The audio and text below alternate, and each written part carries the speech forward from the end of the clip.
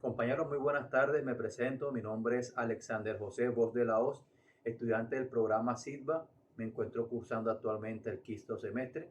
En la tarde de hoy, pues dando cumplimiento a nuestra actividad del curso Organización y Descripción de Archivos, bajo la orientación de la docente Marlene Salazar Ramos, nos adentraremos en tres aspectos fundamentales de la ordenación documental. Estos aspectos son los aspectos conceptuales, en primera medida.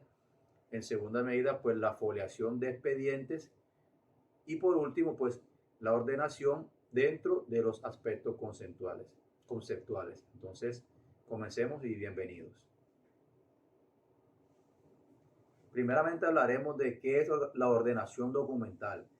Es importante porque es una fase del proceso de organización documental que se encarga de establecer una secuencia lógica dentro de las agrupaciones documentales que se definen en la fase de clasificación. Podemos definirla como ordenar físicamente o digitalmente los documentos de una empresa o una institución. Su objetivo principal es facilitar la búsqueda y la recuperación de los documentos posteriormente. De esta manera, pues ahorramos tiempo y mucho esfuerzo invertido pues, en algunas tareas. Este proceso se lleva de la siguiente manera, en 6 etapas de suma importancia. La primera, que es la identificación y clasificación, que es la manera de identificar los documentos que hacen forma o que forman parte de un expediente. Se clasifican según su tipo de documental, pueden ser correspondencia, pueden ser informes o actas, y teniendo en cuenta siempre el cuadro de clasificación documental que maneja la entidad. La fase 2, pues tenemos la ordenación, pues valga la redundancia, se ordenan los documentos dentro de cada categoría o de cada subserie de una manera lógica. Generalmente se manejan en orden cronológico o temático. Se aplica el cuadro de descripción documental para determinar el orden específico dentro de las series y subseries. Continuamos con la fase 2, ordenación. En esta fase se ordenan los documentos dentro de cada categoría o subserie de manera lógica. Generalmente esto se hace en orden cronológico o temático. También aplicamos en esta fase el cuadro de descripción documental para determinar el orden específico dentro de las series y las subseries. Igualmente, en el paso 3, en etiquetado y foliación, se asigna un número o un código a cada documento para identificarlo de manera única dentro de un expediente. Se realiza la foliación, se asigna un número consecutivo a cada página de los documentos. En la fase 4, que es el registro del contenido, se crea un índice o un registro que enumera todos los documentos. En él se indica el número, el código, la fecha y una breve descripción del contenido. Pasamos al almacenamiento, que se almacenan los documentos en un lugar seguro, accesible, protegido de lluvia, de personas que de pronto no tengan acceso a esto, de cualquier tipo de elemento que quiera pues vulnerar la seguridad de estos. Y finalmente el mantenimiento, que básicamente es realizar un mantenimiento o actualizar el expediente, incorporar nuevos documentos, eliminar los que ya no existen, depurarlos o actualizarlos. Para esto se tienen en cuenta las políticas de retención documental. Ahora hablaremos de qué son las series documentales y sus características. Entonces, estas son un conjunto de documentos que comparten características muy similares, pues con base a su origen, función o contenido. Estas nos permiten agrupar y organizar la información de una manera coherente y nos facilita pues la gestión posteriormente. Entre las características podemos encontrar la coherencia, el orden, de la manera en que se organizan los documentos, la jerarquía también importante, agrupar los documentos de manera específica.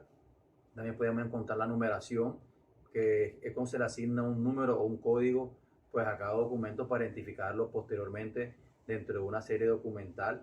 El registro de contenido, que es similar a un índice o un registro, donde se describen los documentos que hay en cada serie.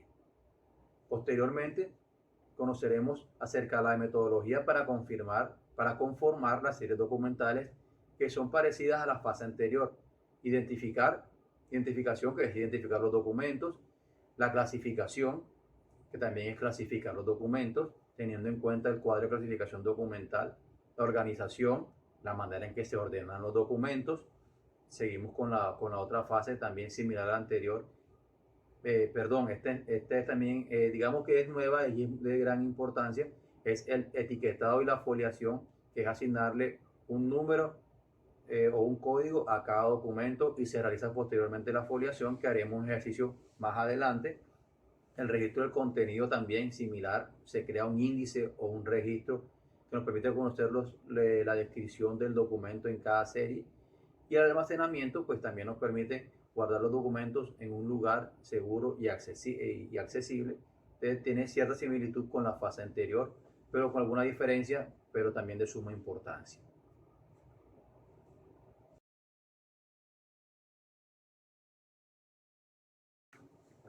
Ahora conoceremos sobre las series documentales simples. Son aquellas que agrupan documentos con características comunes como su origen o tipo de contenido, pero digamos que son más sencillas, no requieren una estructura tan compleja. Para ordenarla tenemos en cuenta los siguientes pasos: identificación de los documentos, la clasificación inicial como paso 2, como paso 3 la organización ya sea física o digital, el paso 4 el etiquetado, el paso 5 el registro de los contenidos, el paso 6 una ordenación lógica, el paso 7 un mantenimiento continuo y el paso 8 el almacenamiento seguro de estos documentos. El paso 9 también muy importante, relacionado a las políticas de retención. Y por último el paso 10, que es el acceso y gestión a estos documentos. De igual manera también conoceremos acerca de las series o unidades documentales complejas. Similar a la anterior, pero cambia en una parte. Estas requieren de una metodología estructurada mucho más avanzada, mucho más organizada, debido al gran volumen y a su diversidad. También tienen en cuenta algunos aspectos importantes como la identificación y clasificación, el análisis documental, la descripción documental, la valoración documental. También la organización se tiene muy en cuenta para esto. También encontramos el etiquetado y la foliación, como lo hemos mencionado anteriormente, el registro de contenido, que también lo hemos mencionado anteriormente, el almacenamiento y en particular caso la conservación, que es muy importante porque nos permite preservar la integridad de los documentos. Entonces, como vemos esta diferencia, la una es más simple, la otra es más compleja, pero ambas tienen la finalidad pues de crear, organizar, almacenar y en este caso la compuesta de preservar y conservar. Ahora procederemos a conocer la rotulación de las cajas y carpetas de archivo, que se realiza básicamente en 3 pasos. Paso 1, identificación de la información. Se identifica el contenido de la carpeta o de la caja, se determina la serie y su serie documental a la cual pertenecerá esta caja y se establece el rango de fechas que abarcará la documentación en esta caja. En el paso 2, pues la elección de la etiqueta, pues se selecciona una etiqueta de tamaño adecuado para la superficie de la carpeta o de la caja. Se verifica que la caja o la carpeta sea resistente, sea legible, y podemos, ¿por qué no?, utilizar un código de colores para diferenciar las series o las subseries documentales. Esto nos permitirá pues tener una mejor organización y una mejor visión de nuestras cajas, de nuestras carpetas. Ahora procederemos a conocer la fase 3, que es la rotulación de estas cajas o estas carpetas. Aquí conmigo tengo una caja pues muy conocida en el área documental. Es una caja modelo X300. Entonces, como podemos observar, voy a acercarlo un poco acá a la cámara. Tenemos digamos, la información importante requerida en el proceso pues de la etiquetada de la caja. En este caso podemos conocer la dependencia de la cual pues proviene la documentación que va a ir en el interior de esta caja. También conoceremos el código de la serie o también la serie documental. Tendremos en cuenta las fechas las fechas iniciales y las fechas finales de los contenidos al interior de esta caja. Cuando ya llegue el momento de la eliminación, también tendremos en cuenta la fecha de la eliminación del contenido de esta caja. Y también conoceremos la cantidad o el contenido que hay dentro de esta caja. para una mejor organización y una mejor búsqueda y recuperación de la información, podemos también asignarle un número a esta caja. Tenemos un espacio aquí disponible para posteriores búsquedas. Toda esta información que hace parte del rótulo de la caja nos permite, pues, primeramente identificar, organizar, ordenar para en un futuro, pues, poder recuperar la información. Entonces, tenemos nuestra caja X300 con su rotulación. La tenemos en el momento vacía, ¿cierto? Más adelante realizaremos el proceso de la foliación, pero como estamos hablando de cajas y de carpetas, entonces digamos que esta carpeta en su momento pues irá al interior de esta caja, también se almacenará, pero para el caso de las carpetas debemos tener en cuenta también un registro muy importante que es el formato único de inventario documental o el FUI, en el cual también encontraremos pues información muy importante del contenido que hay en cada una de las carpetas, ¿cierto? También la fecha, la unidad de conservación, si son cajas, si son carpetas, tomos y todo lo concerniente. Ahora vamos a organizar las cajas en el interior de un depósito de archivos. Debemos tener en cuenta estas partes del proceso: la planificación, que se divide en la evaluación del espacio disponible y la selección de las estanterías. Hacemos una visita en sitio, miremos si tenemos el espacio disponible, si tenemos las estanterías adecuadas para nuestra documentación que vamos a guardar para nuestras cajas, y con base a esto diseñamos pues una estrategia para distribuir todo este contenido en nuestro espacio y en nuestras estanterías disponibles. Procedemos después a ubicar las cajas con nuestro criterio de ubicación, teniendo en cuenta la serie documental, el número de las cajas y las fechas extremas de la documentación. Esto nos llevará pues a almacenar estas cajas teniendo en cuenta las condiciones ambientales como luz, humedad, temperatura. Esto nos permitirá preservar los documentos, como también la seguridad, pues para evitar pérdidas, robos, daños o extravíos. También tenemos en cuenta pues el mantenimiento, que hay que tener un orden, una limpieza de nuestra área, de nuestra estantería, de nuestras cajas, y tener en cuenta una revisión periódica pues para revisar que todo esté bien, en buen estado, actualizar información, depurar o eliminar. Ahora vamos a conocer lo que es reconstruir los expedientes. Es muy importante pues porque esto nos permite, digamos, recuperar un documento perdido, extraviado o que esté incompleto. Su función es recuperar la información, tengamos eso presente. Tenemos en cuenta para esto, pues, definir pues el expediente que se va a reconstruir, si está perdido, parcial o totalmente, establecer las causas de la pérdida o el deterioro del expediente. Se busca la información en otra fase, pues en los diferentes instrumentos archivísticos, miramos los inventarios, los cuadros de clasificación o los catálogos, buscamos información con otras entidades para ver si tenemos de pronto alguna copia o consultamos fuentes externas. En otra fase, pues conoceremos la organización y la población de la información. Organizaremos la información recopilada de acuerdo pues al expediente original, y también podemos asignarle pues un consecutivo a cada página de la información. De aquí procederemos al etiquetado, pues asignaremos un número o un código a cada documento que hace forma o que forma parte del documento reconstruido. Ahora conoceremos lo que es la foliación de expedientes.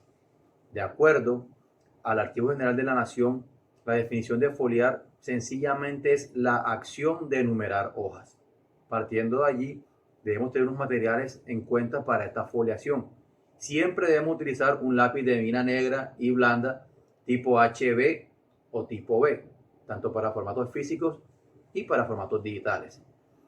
Importante los requisitos: la documentación que se va a foliar siempre debe estar clasificada previamente. Lo que se va a foliar debe estar ordenado. La ubicación debe ser de manera correcta y siempre teniendo en cuenta el principio de orden original. Siempre debemos respetar el inicio, siempre. Debe estar depurada, libre de duplicados idénticos o de folios en blancos, y se deben foliar todas y cada una de las unidades documentales de una serie. Conociendo estos aspectos importantes, pues ahora vamos a foliar. Primeramente, se debe enumerar de manera consecutiva. No se debe omitir ni repetir ningún número. No se debe foliar utilizando números con suplementos A, B, C o bis. Se debe escribir siempre en la parte superior derecha del folio en el mismo sentido del documento. Se debe escribir de manera legible, sin enmendaduras, sin tachaduras, sobre espacios en blancos. No debemos alterar membretes, sellos o numeraciones originales. No, recomendación, no escribir con trazos fuertes porque podemos causar daño pues al documento, al papel del cual está hecho pues el documento como tal. Similar a la formación, a la foliación física, hablaremos de la foliación de archivos electrónicos y tendremos en cuenta pues algunos aspectos importantes. Primeramente, la identificación de los documentos. Debemos tener inventariado los documentos electrónicos que vamos a foliar. Es identificarlo y saber, listo, vamos a foliar este tipo de registros electrónicos para proceder a una foliación asignando un número único a cada documento electrónico. Esto nos puede servir como identificador único para cada archivo. Y muy importante tener en cuenta los metadatos, que pues digamos que arrastra, de alguna manera decirlo, todo este archivo, todo este registro electrónico, el autor, el tipo de documento, las fechas. Todo esto nos permitirá identificarlos y posteriormente pues consultar esta información. Conoceremos la parte 3, que son los sistemas de ordenación. El alfabético, por ejemplo, se desglosa en el onomástico, que se basa en el orden alfabético de los apellidos de una persona. Por ejemplo, los alumnos de un salón, los empleados de una empresa, los feligreses de una iglesia. En todos estos casos, pues tenemos siempre identificados generalmente por los apellidos y por los nombres de las personas. El toponímico, que se utiliza el orden alfabético para lugares geográficos. Por ejemplo, identificar los países que se encuentran en América del Sur. Otro ejemplo, quizás muy conocido para nosotros, ordenar los países de Europa que participan en la Liga de Campeones, hablando de fútbol, u ordenar las regiones pertenecientes a Colombia y sus municipios que hacen parte de esta.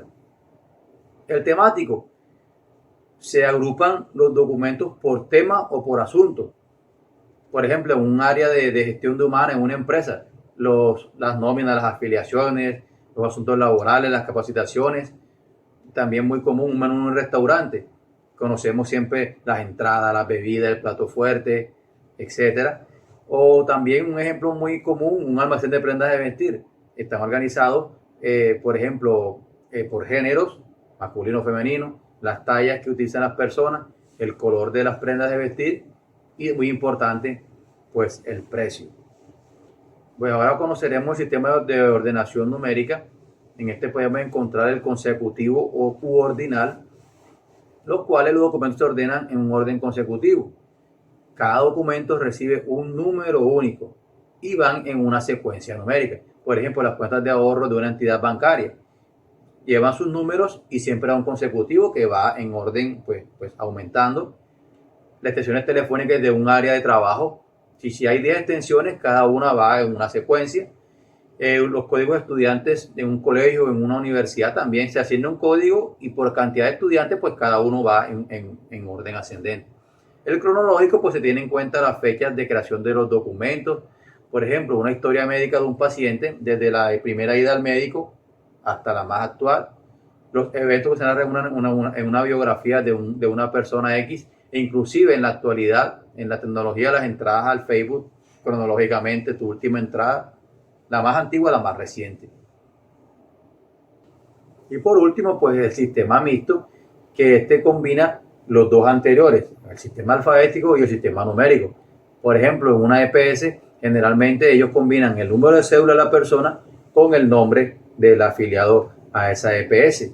En una entidad de tránsito también asignan siempre un número de identificación a la licencia de conducción y, por ejemplo, el nombre de la persona, que sería alfabético, o una categoría, que también es una combinación de unas letras con un número. Y también, ¿por qué no? En una empresa, cuando es contratada una persona, pues también siempre tienen en cuenta el número de identificación de la persona, la cédula y el nombre de la persona, y con base a esto pues se crea de pronto un contrato de trabajo. Entonces, de manera general, este fue el video para esta actividad. Muchas gracias por toda su atención, que tengan buena noche.